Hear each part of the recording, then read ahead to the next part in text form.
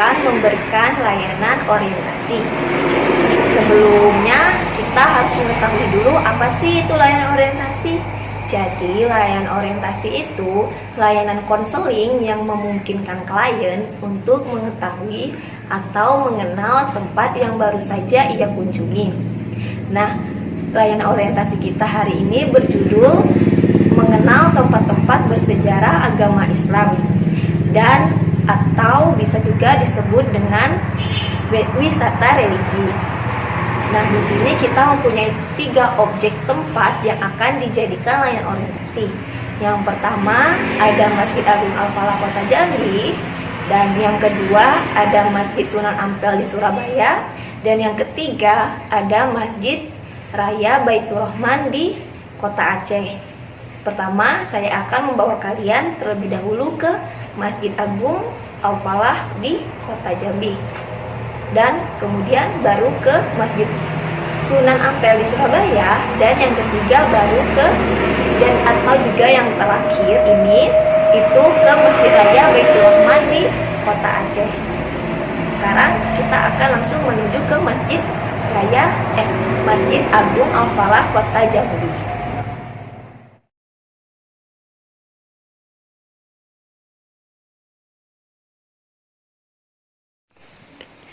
Nah, sekarang kita udah sampai nih di Masjid Agung Al-Falah Kota Jambi.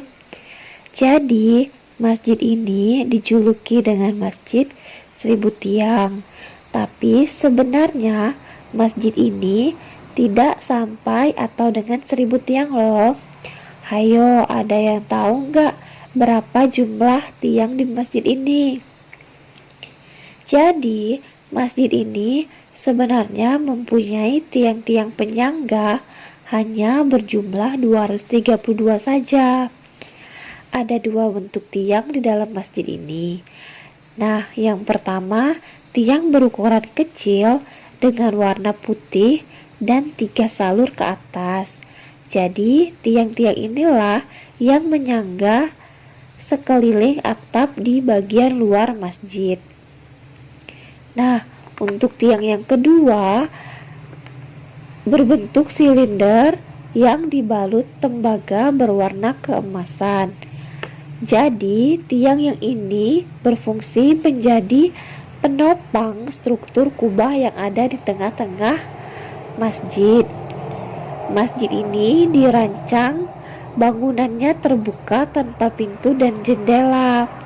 Keindahan bagian dalam masjid semakin terlihat dari bentuk mihrab yang terletak di dinding bagian barat yang merupakan satu-satunya dinding di masjid ini.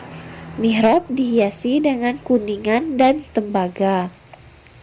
Masjid ini bisa menopang hingga 10.000 jamaah loh. Jadi, masjid ini dibangun di atas lahan seluas 2,7 hektar dengan luas bangunan sekitar 6.400 meter persegi. Masjid ini dibangun pada tahun 1971 tanpa mengubah bentuk aslinya.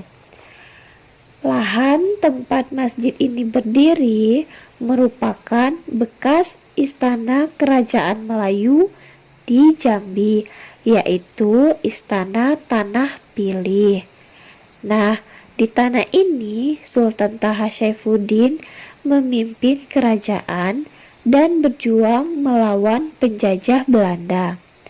Jadi, kini Masjid Agung Al-Falah menjadi ikon wisata religi di Kota Jambi dan tak pernah sepi dengan pengunjung atau wisata baik dari dalam maupun dari luar kota yang ingin melakukan kewajiban sholat 5 waktu atau singgah untuk beristirahat.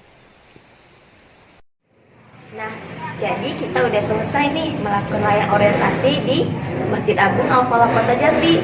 Sekarang kita akan menuju ke Masjid Sunan Ampel di Surabaya. Oke?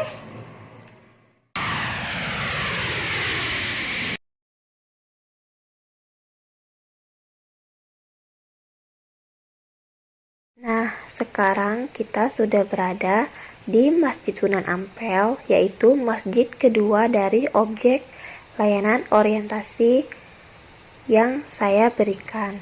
Jadi, bentuk bangunan masjid dan arsitektur Majapahit masjid tidak hanya menyimpan nilai sejarah, tetapi juga mengandung pesan keagamaan yang dalam.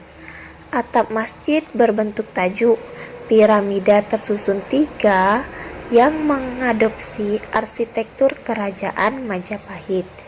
Tajuk sendiri memiliki arti dalam tradisi Jawa mempresentasikan gunung yang diyakini adalah tempat suci.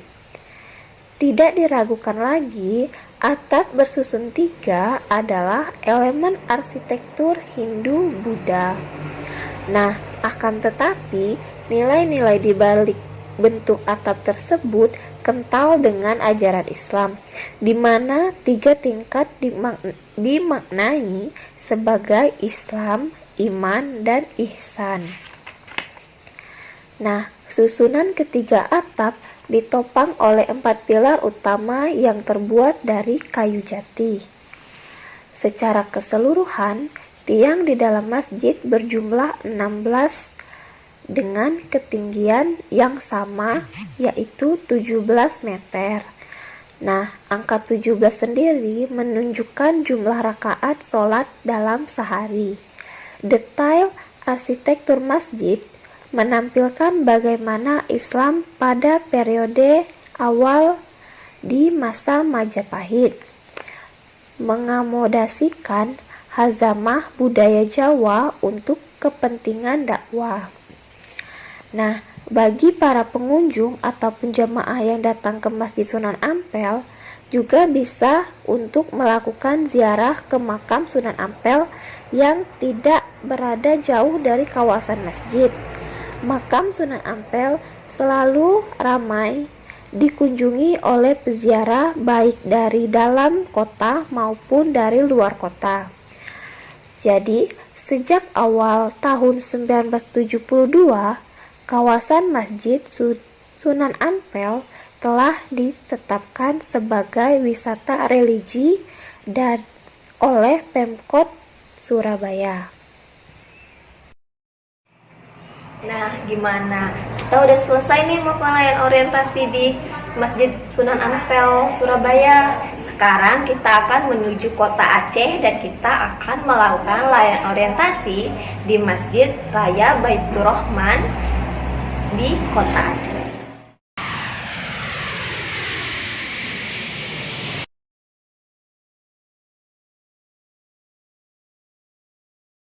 Jadi, kita sudah ada di Masjid Baitur Rahman Kota Aceh, yang berarti ini adalah objek terakhir dari layanan orientasi yang ada di video ini.